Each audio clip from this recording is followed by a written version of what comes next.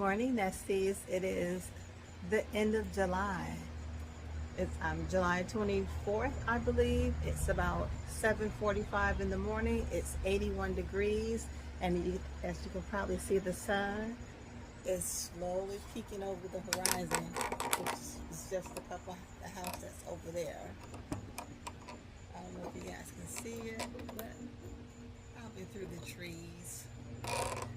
So I've been postponing picking the couple peppers that I have left, not have left, that have grown. Some banana peppers. I see a paprika. There's one Cubanelle back there, and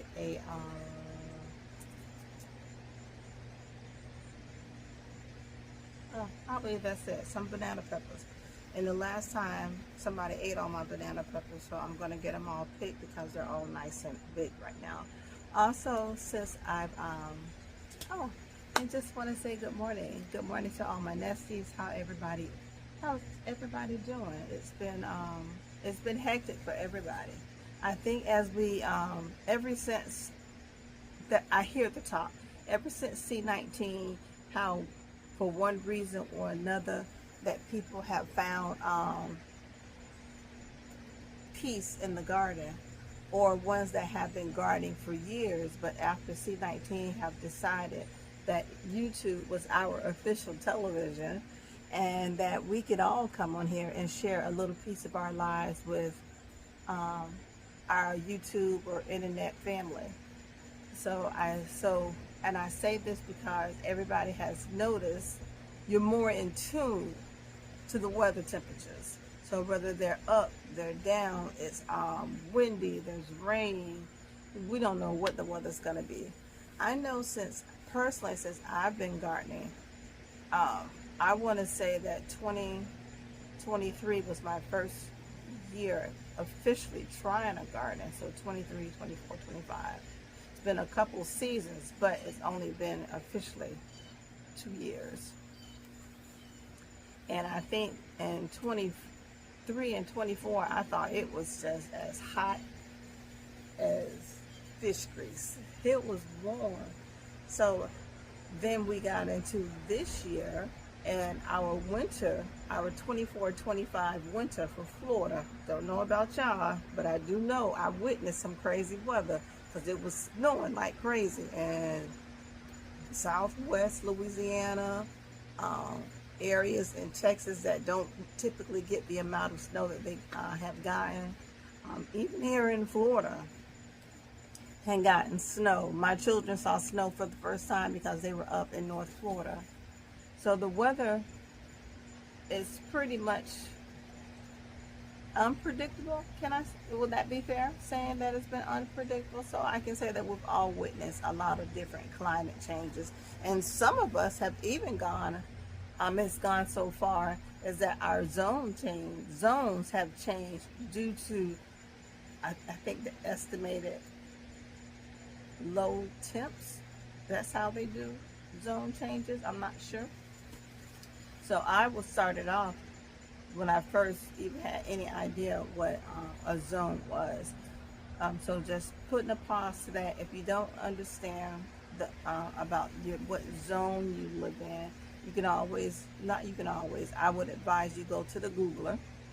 You ask what zone you live in, and it will definitely tell you, your estimated weather, your predicted weather, and what zone that you are presently in right now. And that will definitely help you with your growing process in your garden if you are a new grower, or any of that stuff. So I would definitely do that. Or there's other places you can go to, but I just went to the Googler, and the Googler told me what zone that I live in. Because not always when you get your seed packets will it tell you when to grow in that particular seed. And it will give you a range, like a month. So just hypothetically speaking, it'll tell you to grow this particular seed between June and August. That's just, I'm assuming they're basing that on your zone. Or you can ask the Googler, when is your estimated frost date?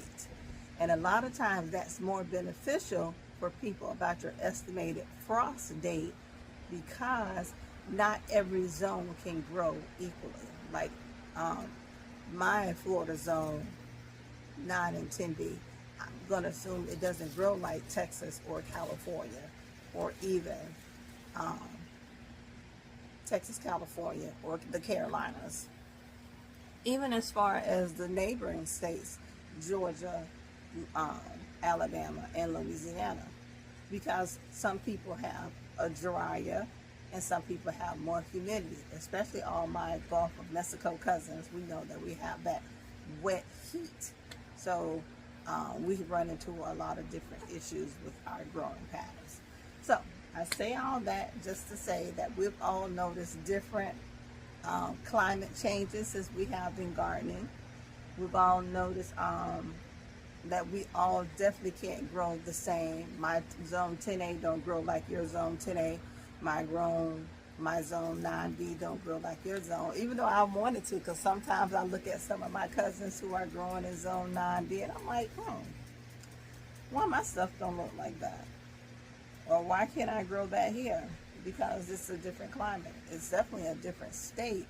So I think it's kind of based off your coolness. So and to say that, I want to say that you probably come out better basing your, how about I say this? You put a seed in the ground whenever you feel like it. That's the first part. But for alleged success from that seed going to harvest, you probably want to estimate your growing time according to your zone and your estimated first or last frost. How we got all there? All because I'm talking about the sun is coming up and it's 81 degrees already on a July morning. Oh, and I can put an addendum to that. Once you figure out what your estimated frost date is, and then you want to count that X amount of weeks it takes for that seed to come from seed, not even just from seed, not seed to harvest, but from seed to germination. That's the big thing. They said, oh, you get 90 days to harvest. I think that's to seed laying. I've noticed that also. So with all of that, living here in Florida, it's our planting season. It is our planting season because we start, I'm going to say central North Florida, central West Florida, and central South Florida and South Florida. This is our planting season. This is when we start getting our seeds in some type of dirt medium, soil medium, or growing medium, so that we can have fruit in the fall. This is our time now. It's the end of July. If you haven't started dropping seeds, you're behind the gun, and you may not get any fruit for the fall. It's going to wait until, well, it depends on how warm our winter's going to be also. And then you're going to get some, then you'll get your fruit. So, therefore, with all of that, I have been trying like the devil. You know how the devil be trying? He be trying, but God is better because it's going to be on his time. I have been trying like crazy to get some more of my brassicas to germinate. Not saying that I haven't gotten some of them, but I started some of them like in the beginning of June. And I've gotten some cabbage to germinate, some collard greens, some Swiss chard, some bok choy. I can't get all the cabbage to germinate. That cabbage, that Copenhagen cabbage is giving me what for. So now I'm trying the paper towel method. Paper towel method. I was successful this way last year, not with all my cabbage, but with some of them. So I have you potted. I smell something. So I have a lot of my brassicas in the paper towel method, and they're going to be in the house, and I'm going to see if I can get them to germinate. I do have some broccoli that germinated. I did even have spinach that germinated. I had Brussels sprouts that germinated, but that was in June. But as we proceeded through July, the heat index has gotten that's hot. So therefore they died. So I'm trying it again. I have Brussels sprouts, Wakefield cabbage, some broccoli, Savoy cabbage, red cabbage, tree kale, dwarf Siberian kale, dwarf blue kale, trying kohlrabi again, even though I said I wouldn't grow it because I don't like it, and this Copenhagen cabbage. So I'm going to try these again, but I'm leaving them in the house in the windowsill to see if I can get some germination. So I'm trying that again. So it's my time. It's probably a little bit too soon, but I don't want it to be too late. I need to at least get it germinated and keep it in the house. And that's another thing with being in this area, Florida, or being in this humid zones 9 and 10. It's too hot and wet for things to be outside germinating. Even though you have it on the porch, it's still entirely too hot for it. So get it to germinate. You know you need that warmth to germinate, and then you leave it in the house. So that's what I'm going to do. I'm going to let it germinate. I'm going to put it in the house. Sorry guys. And I'm going to see if I can if I'll have a better process that way. If I can get them to germinate in the next 5 days, I can get them in a nice medium and get it in the house to stay in a cool area, so that they'll have some success. So at least, so when you get all these seedlings germinated, and you will have all this all these seedlings between July, August, and September. September here in this area, our area, you can look it up too to see the temperatures. You can go to your Googler again, or I don't know how to use the almanac, and to see when temperatures will stay below 90s, because these cold weather crops do not like these 90-degree temps. They do not like them. They don't like ours here in Florida. So when you can start seeing that the nights are below 90, maybe some of the days will creep into the 90s, but pretty much staying below 90, I'm going to say then that's going to be about September, October. You put your babies out in the gardens and then watch them flourish. And hopefully I'll have a better successful year. I did not have a successful year growing my own cabbage last year. I ended up buying starts, but they were like cheap. So I did get a couple heads to start. I was not successful with my purple cabbage, but I'm a little bit more knowledgeable, I can say. And I'm going to try to have a little bit more of a successful season with my brassicas. My collard greens, mustard greens, bok choy, kohlrabi. I even had cauliflower and a couple pieces of broccoli. Did I have broccoli? So I was a little bit more successful. So I'm going to see if I can be a little bit more successful with definitely some more cabbage, because I want my freezer pretty full of cabbage.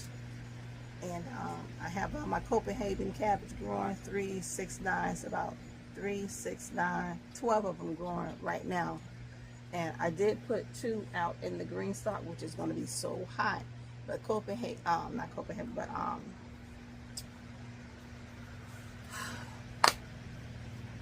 I forgot the name of the cabbage. Anyhow.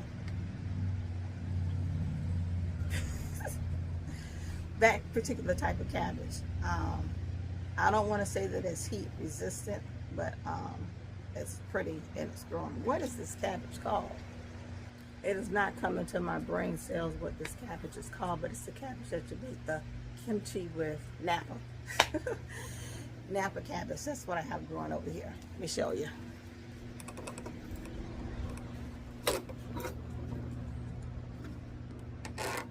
All that down there. I moved all this stuff. My orange bell peppers and my red bell peppers from 629 did not germinate. My Romanesco broccoli didn't germinate. My coriander germinated and fizzed out, and my stevia didn't germinate. I had 2, 4, 6 collard greens that germinated and they're fizzing out, and this is all, this little thing right here was all hybrid broccoli. None of that germinated. It's a frog and I ain't going too far now. Only 2 zucchini germinated, and it's butter, not butternut, but it's an orange zucchini, and those germinated. It smells so good. And those are just some onions left over from last season. I'm gonna throw them in there as orange sets. What else did not germinate? These things right here. I don't remember what was.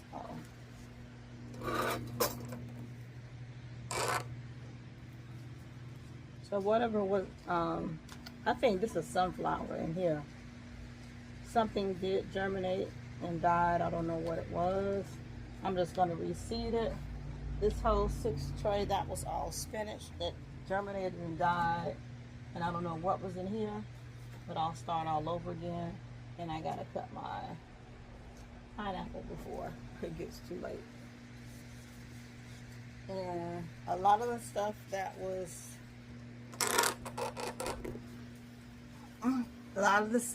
in this cage, I put it out to this cage over here because I needed several stuff to go into my green stock. So I've been scattering things out and have some things covered up. I do have some squash that didn't make it, so I'm going to reseed some more squash again, and I bought a lot of it. I'm going to keep reseeding until I get probably 1 squash from every plant. What else did I also yesterday I put a lot of I got 1 little cup of onions, some hybrid onions, and I put those in all the empty spots in my green stocks over here. And as soon as the temperature drops a little bit more, I'm going to fill up the green stocks out there with more onion and more herbs. A lot of stuff I put out there, the heat got rid of it. Looks like it got rid of the Stay Strong. I see only the purple, oh,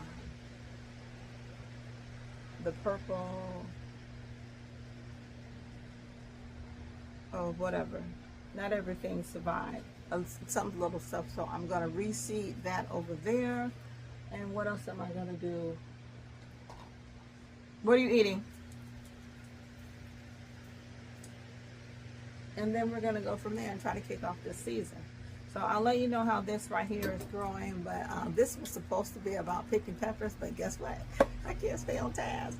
All right, Nesties, just want to let you know about the seasons, give you a little bit of update, share a little bit what I know. Oh, something else that I've learned. In the summertime, that's another story for another day. All right, Nesties, thank you for coming into my home. Thank you for inviting me into your home, and I'll see you next time.